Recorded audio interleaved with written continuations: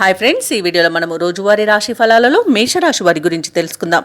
అంతకన్నా ముందు చిన్న రిక్వెస్ట్ ఫ్రెండ్స్, ఈ వీడియో మొదటగా చూస్తున్నట్లయితే లైక్ చేయండి, షేర్ చేయండి, అలాగే సబ్స్క్రైబ్ చేయడం అసలు మర్చిపోవద్దు. మీ యొక్క సపోర్ట్ నాకు ఎంతో అవసరం.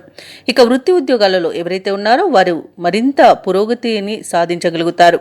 ఇక నూతన విషయాలు తెలుసుకుంటారు. ఆర్థికంగా అనుకూలమైన వాతావరణం ఉంటుంది. ఇంట బయట మీ శ్రమకు తగిన గుర్తింపు లభిస్తుంది. వ్యాపారస్తులు ఎవరైతే ఉన్నారో వారు ఆశించిన రీతిలో లాభాలను అందుకుంటారు.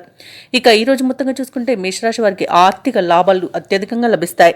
స్నేహితుల వల్ల శుభయోగం అనేది కలుగుతుంది. ఇక విదేశాలలో విద్యాపరంగా, వృత్తిపరంగా, వ్యాపారపరంగా ఎవరైతే నివసిస్తున్నారో వారికి మంచి లాభాలు అనేవి లభిస్తాయి.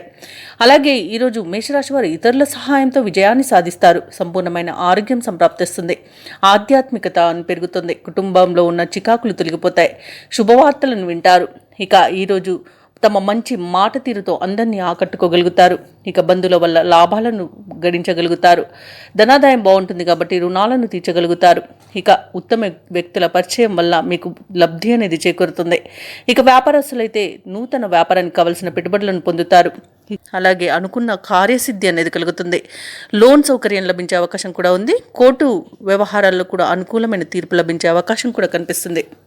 ఇక ఈరోజు మేషరాశి వారికి ముఖ్యమైన కార్యక్రమాలన్నీ కూడా అప్రయత్నంగా పూర్తి కాగలవు.